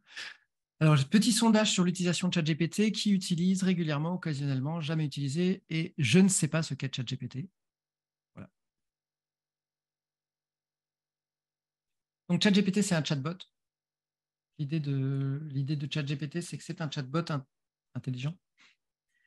Donc, en gros, il va pouvoir non seulement, donc c'est une IA dont j'ai parlé tout à l'heure, un IA mixte, donc qui va nous permettre à la fois de poser des questions et d'analyser des datas. Je vais vous montrer quelques exemples. Il y a des millions d'exemples. Je vais essayer voilà, je vais vous montrer 2-3 choses que je trouve intéressantes. L'idée ici, c'est par exemple qu'on a une fiche produit et on va demander à ChatGPT de réaliser une présentation du produit, voilà, à partir des données de la fiche produit. Le produit en question, c'est un bureau assis debout, voilà, dont j'ai une présentation succincte ici, voilà, avec des points sur ce que c'est, en quelle matière il est, comment il est fabriqué, des caractéristiques techniques, etc. Et je vais simplement demander donc ton rôle est d'aider l'équipe marketing dans la rédaction d'un descriptif pour le site web, pour le produit. Donc voici la fiche technique.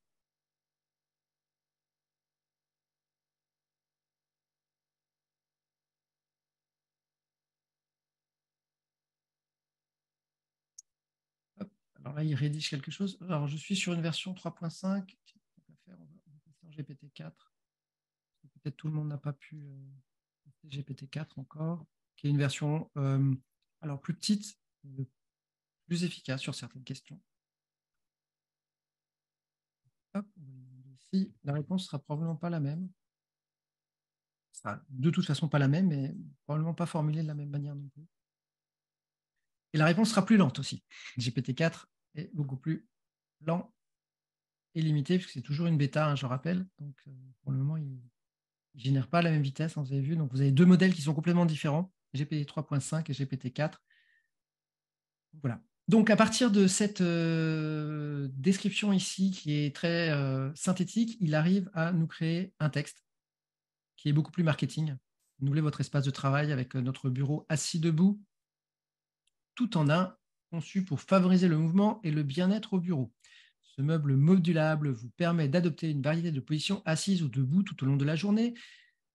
Grâce à son contrôle de hauteur programmable, vous pouvez facilement ajuster la hauteur, etc., etc., etc. Donc, vous voyez qu'il est capable de générer, à partir de ces données qui sont brutes, une version texte, présentation.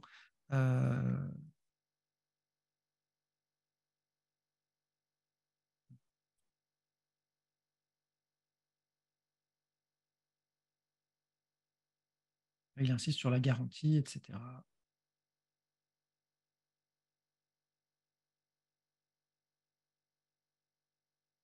Voilà. Je vais lui demander, par exemple, de modifier son argumentaire. Donc là, je lui demande de faire apparaître un peu plus les éléments de garantie et de synthétiser les éléments techniques dans un tableau, plutôt que de les laisser comme ça dans le texte. Il est midi, les Américains sont très réveillés, ça commence à ramer un peu.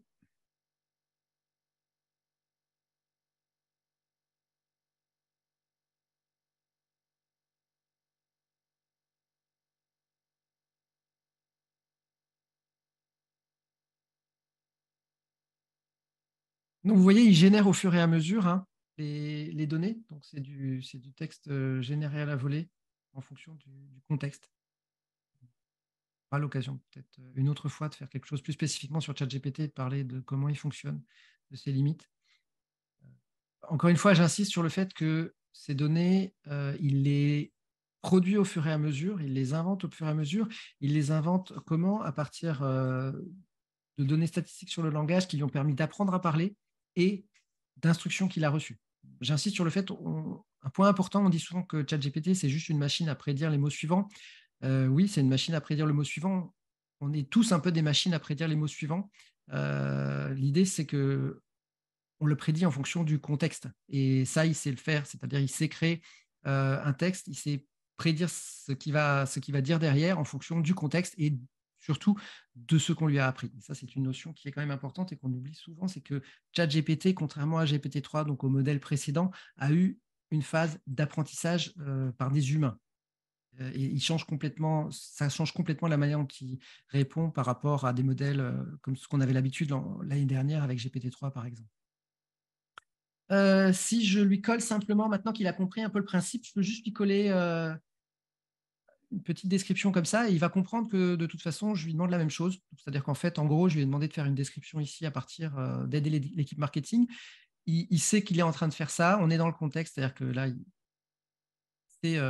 sait interpréter ma demande dans le contexte et il sait très bien que maintenant, si je lui donne une description rapide, il est capable d'interpréter ma demande et de reproduire ce que je lui ai déjà demandé au-dessus. Voilà, donc là, il me refait une petite présentation avec le t-shirt. Si je suis, on peut lui demander aussi, évidemment, l'intérêt, c'est de pouvoir lui demander des modifications. Là, par exemple, je dis finalement non, c'est du coton bio. À partir de là, il va pouvoir modifier complètement le style de sa présentation dans un style beaucoup plus éco-responsable, orienté bio, etc. Évidemment, il va comprendre que c'est ça qui est important, il le met en premier. Vous voyez, il est capable de comprendre que l'aspect bio du coton est un argument marketing important, donc il le place en premier. Je fais un peu trop d'anthropomorphisme. On est tous amenés à faire ça quand on travaille avec des IA. C'est un biais contre lesquels on est très, très, très difficile d'aller. Donc, pas forcément à un moment quand on parle de l'IA, surtout aussi ChatGPT tous les jours, avoir des biais anthropomorphiques, c'est compliqué d'aller contre. C'est pas forcément une bonne chose, mais c'est difficile de faire autrement. Surtout en français où il n'y a pas de genre neutre. Là, par exemple, je demande un style plus neutre ici.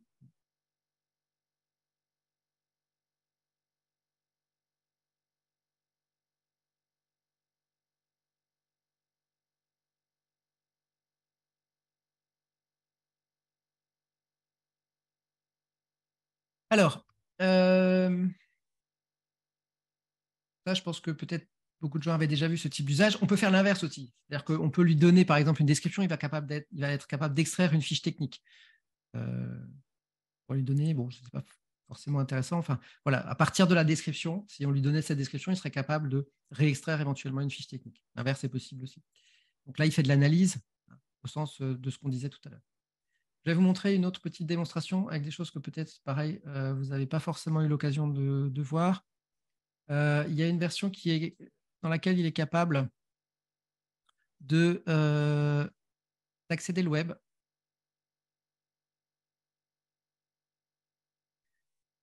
Donc, je lui demande de composer une accroche de phrase pour une formation, Ziggurat, formation ChatGPT. Alors là, en fonction de la charge, on est pareil, on est sur une application qui est encore tout à fait en bêta, hein, donc qui n'est pas censée être utilisée au niveau professionnel parce qu'elle peut être amenée à planter, à ne pas fonctionner, etc. Donc là, vous voyez, il y a quelque chose de nouveau. Hein, il dit qu'il est en train de browsing the web, clicking on a link. Donc là, il a cliqué sur un lien. Il est en train de penser. Alors, ça prend un peu plus de temps hein, puisqu'il est en train d'accéder à une page. Il est en train de lire le contenu et il va essayer de répondre à ma demande qui est compose une accroche en une phrase pour cette formation. Ça ne marche pas toujours. Le web browsing, il plante de temps en temps. Pas toujours. Toujours des bêtas, hein, ce n'est pas encore des produits qui sont vendus en tant que 100% opérationnels. Ils sont proposés aux abonnés, aux abonnés ChatGPT.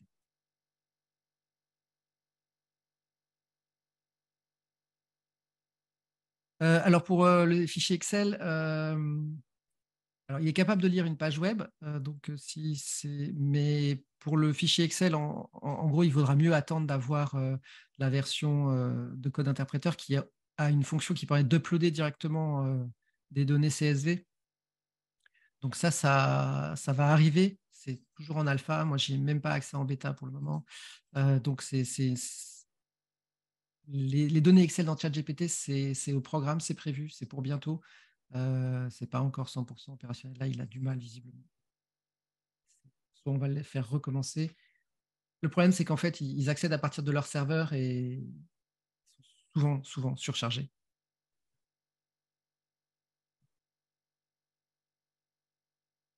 Tout ça, c'est des fonctions payantes. Tout ça, c'est accessible uniquement avec la version payante de ChatGPT. Bon, j'y reviendrai peut-être plus tard. Ah. S'il est capable de faire ça. Il y a des plugins aussi, on peut l'utiliser pour faire des choses déjà un peu plus visuelles. Je vais demander de tracer une fonction mathématique. F de x égale 1 sur x. Alors, ça, c'est quelque chose qu'il n'est pas capable de faire normalement. Donc, si vous demandez ça à ChatGPT de manière standard, il ne sera pas capable de le faire. Là, il va faire appel à un plugin, donc à une fonction extérieure qui est le site de Wolfram. Et donc, un site qui permet de répondre à des questions scientifiques, techniques, etc. Et donc, à partir de là, il est capable d'extraire les datas depuis le site de Wolfram et de les utiliser dans votre réponse. C'est déjà un fonctionnement, ce que j'appelle un fonctionnement à agent, c'est-à-dire que ChatGPT est capable de savoir qu'il n'est pas capable de répondre à la tâche, justement, et de faire appel à quelqu'un d'extérieur, à un site extérieur pour répondre à la tâche. Là, Wolfram, par exemple, nous a permis de générer des tracés de fonctions, de répondre à des questions scientifiques. On a d'autres sites, d'autres plugins, on en a toute une série, il y en a bientôt une centaine, je crois, 70 et des poussières. Donc, il permet d'accéder à des datas sur des sites, etc. Donc, de rendre ChatGPT plus efficace sur le web. Voilà. Je voulais vous montrer un autre petit chose intéressante. Donc là, on a parlé des plugins. Il y a aussi beaucoup de gens qui s'amusent à écrire des extensions pour Chrome avec ChatGPT. Donc, on peut utiliser ChatGPT pour faire de la correction. Là, je lui demande de corriger un texte dans lequel il y a des erreurs. Corrige les fautes. Texte suivant. Voilà. Je vais passer sur le 3.5, ce qui est plus rapide, normalement. Donc, Olivier, il m'a corrigé le texte. Je vais vous montrer. Donc, ça, c'est un plugin. Ça, c'est une extension Chrome qui me permet d'afficher la différence entre ce que je lui envoie et ici le texte qu'il m'a renvoyé. Donc, c'est assez intéressant. Ça permet de voir les erreurs qu'il nous a corrigées, ce qui n'est pas le cas dans la version de base. Et c'est une extension qui s'appelle Edit GPT pour ceux que ça intéresse. Olivier, je te propose que est-ce que tu as d'autres éléments à montrer sur ChatGPT? Non, j'ai fini. C'était ma dernière chose. Je te propose que l'on passe peut-être aux questions-réponses qui sont, à moins que tu aies d'autres Oui, parties. non, alors je veux juste finir ma présentation. Il y en a pour quelques secondes. Je vais passer. Donc, on a vu un petit peu tout ça. Je vais passer juste à ma conclusion. Hop, hop, hop.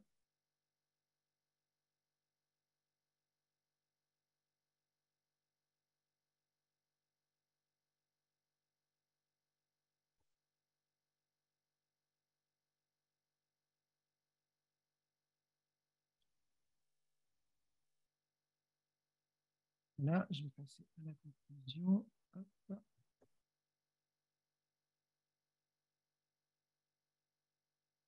Ah oui, il faut que je partage. Oui. Pardon. Alors, j'ai demandé à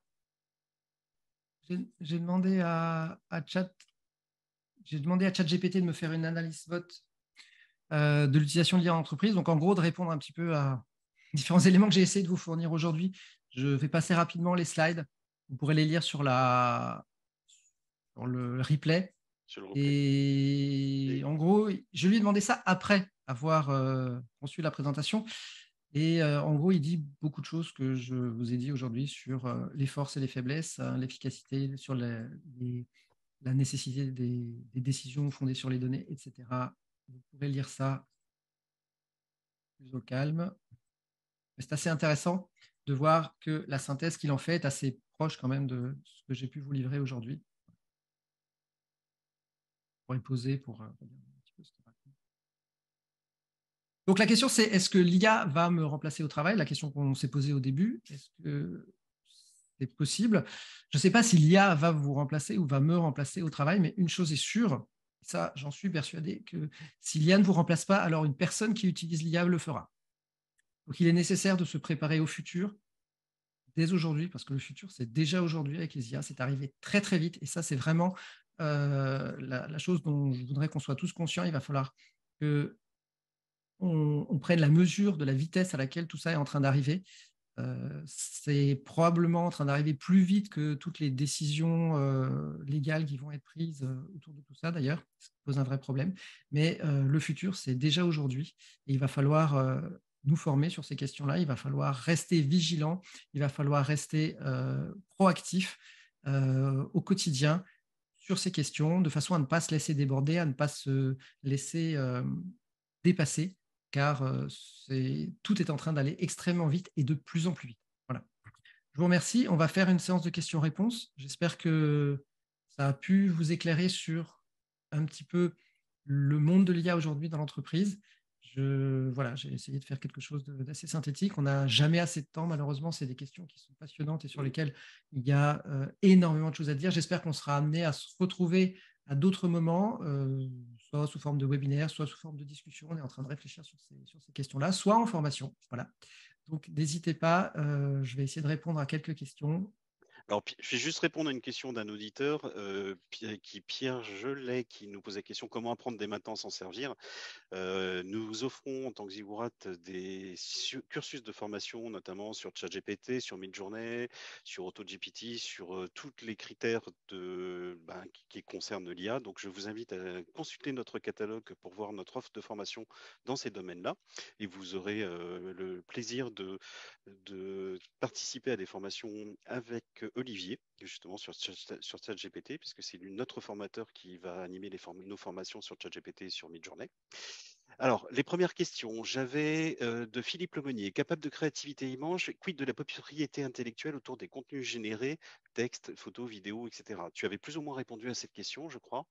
Oui, les questions sont reprises quelque part ou pas? Elles sont dans la partie QR. Tu l'as en bas Ouverte, voilà, pardon. Voilà. Je n'étais pas sur le bon onglet. OK. Alors, capable de créativité et intelligence, quid de la propriété intellectuelle autour des contenus générés, textes, vidéos, etc.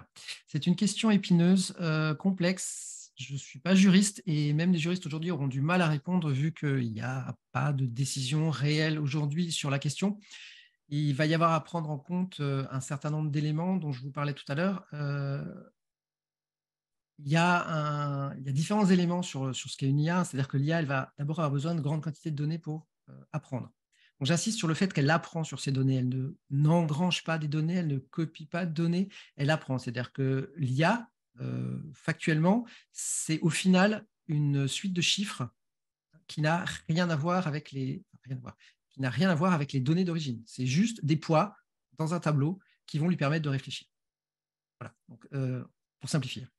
Mais en gros, il n'y a aucune des données d'origine, aucun texte, aucune image qui est stockée dans l'IA. Elle ne va jamais se faire référence directement à quelque chose qu'elle aurait stocké pendant qu'elle génère de l'information. Donc, la question de savoir à qui appartient ou comment on rémunère les gens sur lesquels elle a appris est une question complexe. Le droit européen est en train de définir la notion de mining, de data mining, donc d'utilisation des données, quelque chose qui n'existait pas avant. La question du droit d'auteur sur ces questions-là est complexe puisqu'on n'est pas dans un usage dérivatif au sens propre, puisque là, l'IA apprend à faire comme quelqu'un. Elle ne copie pas une œuvre, elle apprend à faire comme la personne. Or, le droit d'auteur aujourd'hui protège l'œuvre, mais ne protège pas la manière de réaliser l'œuvre. Donc, une œuvre peut être protégée, mais la manière dont on a réalisé l'œuvre n'est pas protégée. Alors effectivement, après, il y a la question assez simple du plagiat, hein. Si une IA est utilisée pour plagier quelqu'un de manière évidente, il y a la question du plagiat qui se pose de manière assez simple. La question du droit d'auteur, elle est beaucoup plus complexe. Elle va nécessiter certainement des années et des années de débat. J'ai peur que ça mette bien plus longtemps. Enfin, ça a déjà mis beaucoup plus longtemps que l'efficacité des IA. C'est-à-dire qu'aujourd'hui, vous avez vu avec Midjourney qu'on peut générer énormément d'images assez facilement, de manière assez impressionnante, et pourtant, il n'y a toujours rien d'écrit clairement sur à qui appartiennent ces œuvres, en tout cas dans le droit. Midjourney ne réclame rien du tout dessus. C'est la seule chose qu'on peut dire aujourd'hui. Il y a eu des décisions de justice qui ont été prises à gauche, à droite, mais on ne peut pas baser le droit sur une ou deux décisions de justice. Question de Richard Kifumi. Doit-on s'attendre à l'émergence d'une hiérarchie entre les IA, Super Master IA, Master IA, etc., avec des ingérences entre les IA? Par exemple, IA puissantes qui vont agir pour modifier, orienter l'apprentissage des autres. Oui, alors là, on est encore un peu dans la science-fiction. Quand on parle d'AGI aujourd'hui, c'est l'objectif, certain. Et pour d'autres, c'est surtout ce qu'il ne faut jamais réussir à faire, puisque voilà, il y a des gens qui vont estimer que les IA générales risquent de porter atteinte à l'humanité. Donc, c'est difficile de répondre, sachant que même si ChatGPT peut paraître impressionnant, on peut avoir peut-être une étincelle de quelque chose qui pourrait ressembler à quelque chose qui ressemblerait de loin à une intelligence ou une conscience. On en est de loin, de loin, de loin pas là. Et c'est des questions qui, pour le moment, relèvent pour moi de la science-fiction. Après, utiliser des IA pour apprendre à d'autres IA, ça se fait déjà aujourd'hui. C'est une autre question. Mais ce ne sont pas des IA intelligentes ou conscientes au sens de ce qu'on entend communément par intelligence évoluée ou conscience évoluée. Voilà. Alors, les images sont-elles libres de droit? Je pense avoir répondu à cette question.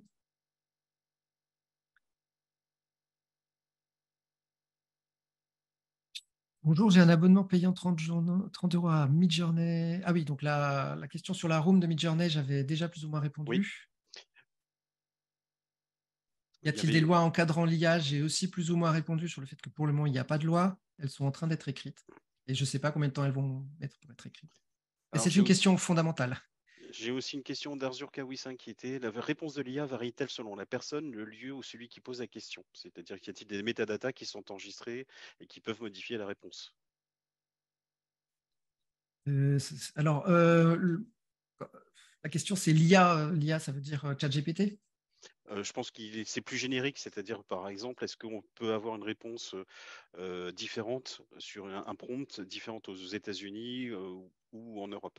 Alors, telle qu'est fabriquée une IA comme ChatGPT aujourd'hui, à ma connaissance, non. C'est-à-dire que ChatGPT aujourd'hui, c'est un modèle et c'est le même pour tout le monde.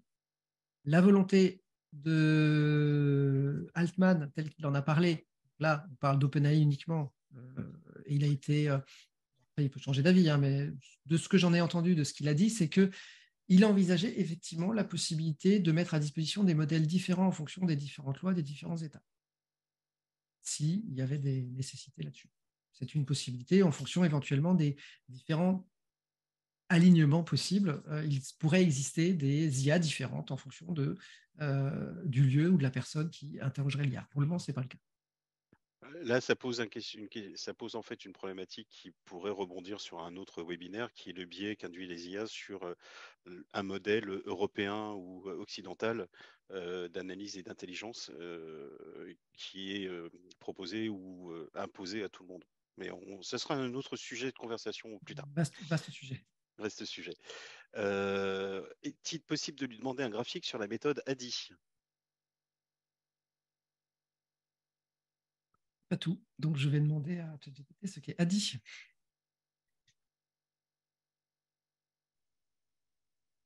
Je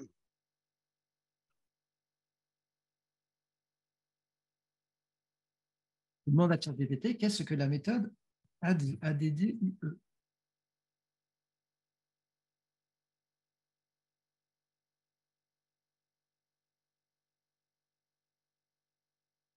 Ah, d'accord.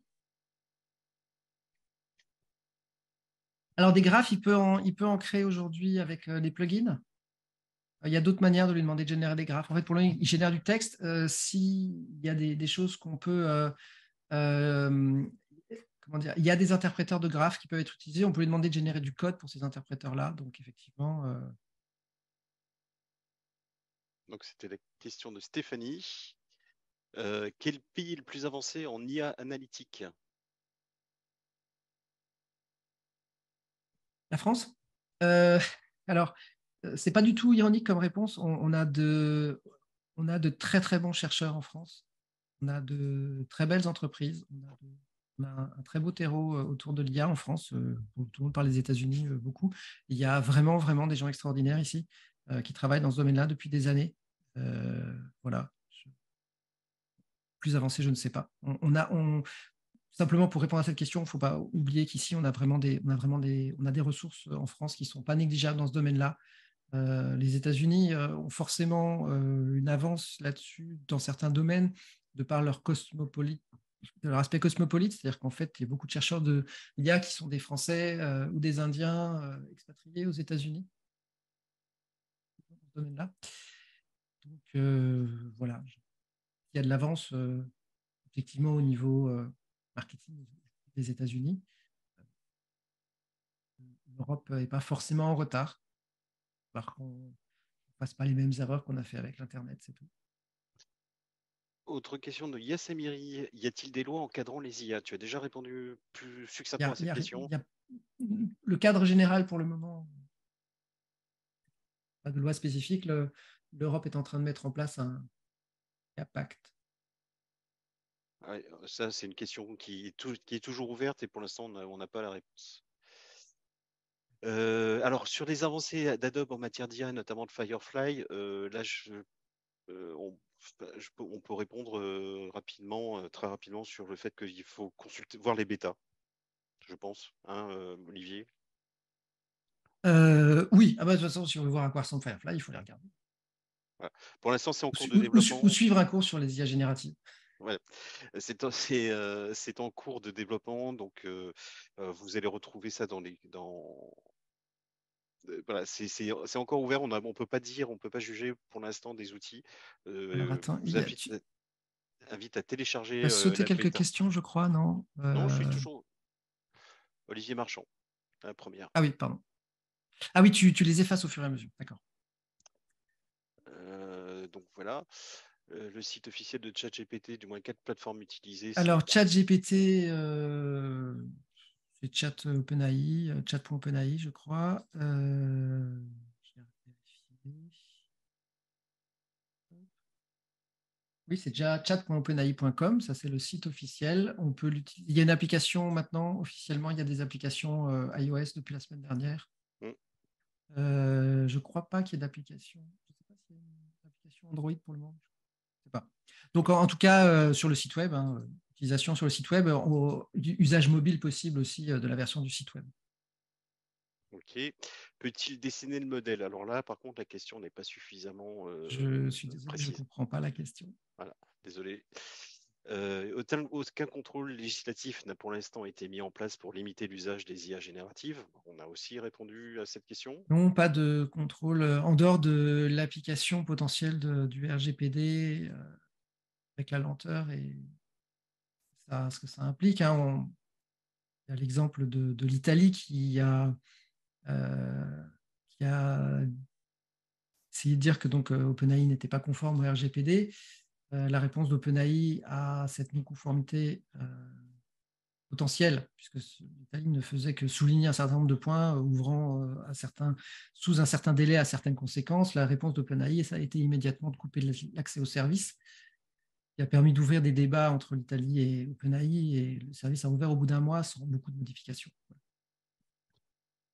Alors, l'exemple, C'est, je sais pas, je ne suis pas à la place des commissaires européens, savoir ce qu'ils vont décider par rapport à ces points-là. on a l'exemple des corrections de texte avec les mentions rouges est disponible uniquement dans la version Non, non, 4. non, c'est un plugin, c'est une extension Chrome. C'est une extension Chrome. C'est disponible. Il faut installer une extension dans Chrome. C'est une extension qui s'appelle Edit GPT, qui permet d'afficher les différences entre le message et la réponse. Alors, ChatGPT analyse-t-il nos propres données ou celles-ci sont dissoutes dans la multitude?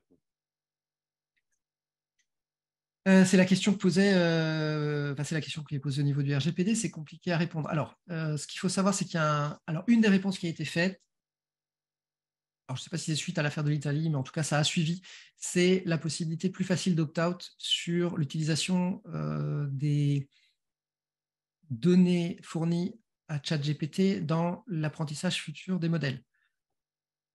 Sachant que de toute façon, une donnée précise, une occurrence unique dans un seul texte a très peu de chances d'avoir une influence sur les poids du modèle. Si vous posez la question à ChatGPT de parler de vous, même si vous avez quelques, moi j'ai quelques occurrences de moi sur Google, ChatGPT ne me connaît pas. Hein. Donc, ça suffit pas en fait, une occurrence dans un texte ne suffit pas à modifier les millions de poids du modèle suffisamment pour être influençable. Par contre, il y a un vrai débat autour de l'usage des données qui peut être fait, sachant que les données envoyées à ChatGPT sont gardées au minimum pendant 30 jours, et ça c'est la loi américaine sur le Cloud Act, pour que des agences américaines puissent éventuellement y avoir accès. Ça, il faut le savoir. Mais ça ne changera pas avec l'opt-out. C'est-à-dire que la loi américaine impose aux entreprises américaines de conserver les datas pour l'usage qu'ils veulent bien en faire. Ça peut être des usages simplement judiciaires, ça peut être des usages d'espionnage, ils l'ont déjà fait. Donc, il faut le savoir. Ok. J'ai une question de Philippe Lemonnier en tant que graphiste, puis je fournis mon propre travail comme source d'apprentissage d'un créateur de contenu graphique pour qu'il adopte ma charte graphique. Alors oui, les IA graphiques, non, pas à Midjourney. Certaines IA génératives peuvent être fine-tunées pour imiter un style. Ça existe, on peut faire ça. Tu peux donner un exemple? Oui, donc enfin, principalement aujourd'hui, c'est toutes les IA qui sont autour de Stable Diffusion. Hmm. Donc, il faut aller chercher Stable Diffusion ou des sites qui proposent des modèles autour de Stable Diffusion. Et ce qui permet de faire ça, c'est soit LoRa, soit Dreamboost, qui sont deux systèmes qui permettent de fine-tuner les modèles. Donc, on peut nourrir un modèle à partir d'un style et lui demander d'imiter ce style-là. C'est tout à fait Alors, possible. C'est pas simple aujourd'hui. Ça va se simplifier. Il y a des sites qui commencent à proposer ça en ligne. On va essayer de monter aussi une formation autour de ces sujets-là pour la rentrée. ok. Amenmen, qu'en est-il des défis de l'intégration? Je pense qu'il parlait d'intégration de code. Difficile, ça peut avoir beaucoup de sens. Ouais, la question n'est pas suffisamment précise, je dirais. Ok. Est-ce que ChatGPT peut générer les références de son texte en bas de page? Alors, ChatGPT ne peut pas générer de référence à son texte puisque alors, le LLM ne sait pas d'où vient l'information. Clairement, donc aujourd'hui, quand il génère un texte, il n'est pas capable de savoir. Encore une fois, hein, ce que je disais, c'est qu'il ne stocke absolument pas ce qu'il a appris. Donc, il est incapable de savoir d'où il détient sa connaissance. Donc, quand il génère son texte, il ne sait pas d'où il tient cette connaissance ou s'il l'a complètement halluciné ou inventé. C'est très difficile même pour lui de savoir s'il invente quelque chose. Je crois que c'est la différence, Olivier, qui Je, existe avec les je, prototypes qui ont été montrés sur Google, d'ailleurs. non, non, je finis. Le principe, c'est qu'on va rajouter une couche, comme ce que fait Bing, par exemple, qui va lui permettre d'aller faire des recherches en temps réel et donc de trouver des sources en temps réel à agréger à sa connaissance. Voilà. Donc, c'est-à-dire qu'en gros, on va lui permettre, on va additionner une couche au LLM qui va lui permettre de trouver des références à ce qu'il raconte ou de s'inspirer de références pour raconter quelque chose. Donc, c'est ce que fait Bard, c'est ce que fait Bing Chat, c'est ce que fait ChatGPT dans la version que je vous ai montrée tout à l'heure qui n'a pas fonctionné. Pas, donc, voilà. Il faut qu'il ait un accès au web pour pouvoir faire ce genre de choses, puisque le modèle lui-même ne permet pas ce genre de référence pour le moment. Les modèles ne sont pas conçus vraiment pour ça. Question de Bruno Quintin. Dans combien de temps l'IA fera-t-elle du doublage, traduction, imitation de la voix avec l'émotion dans la nouvelle langue, synchronisation labiale si nous voyons les lèvres à l'image? Un pari pour voir plus tard si cela arrive plus vite. Eleven Lab, aujourd'hui, Voilà.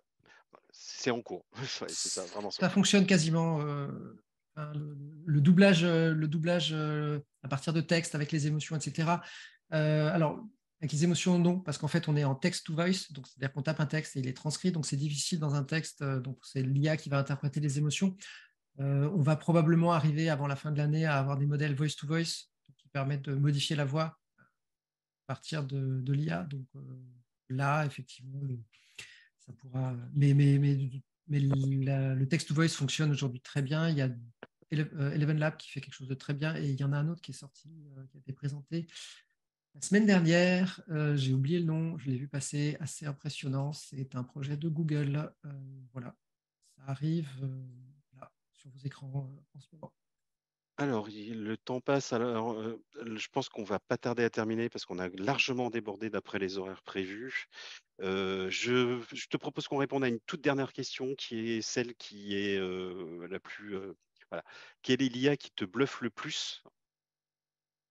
Et ça sera la dernière question qu'on prendra dans la session questions-réponses. C'est une question personnelle. L'IA qui me bluffe le plus. Je sais pas, je sais pas entre ChatGPT et Midjourney.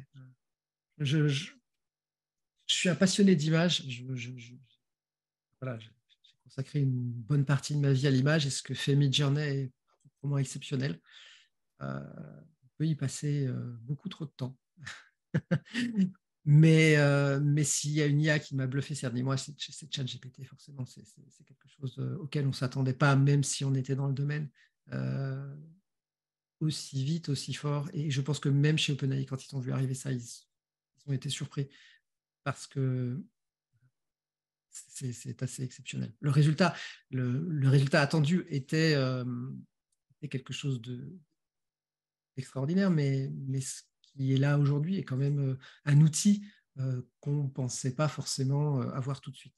Voilà. Oui, ChatGPT, voilà, GPT-4, GPT-4 est quelque chose d'incroyable.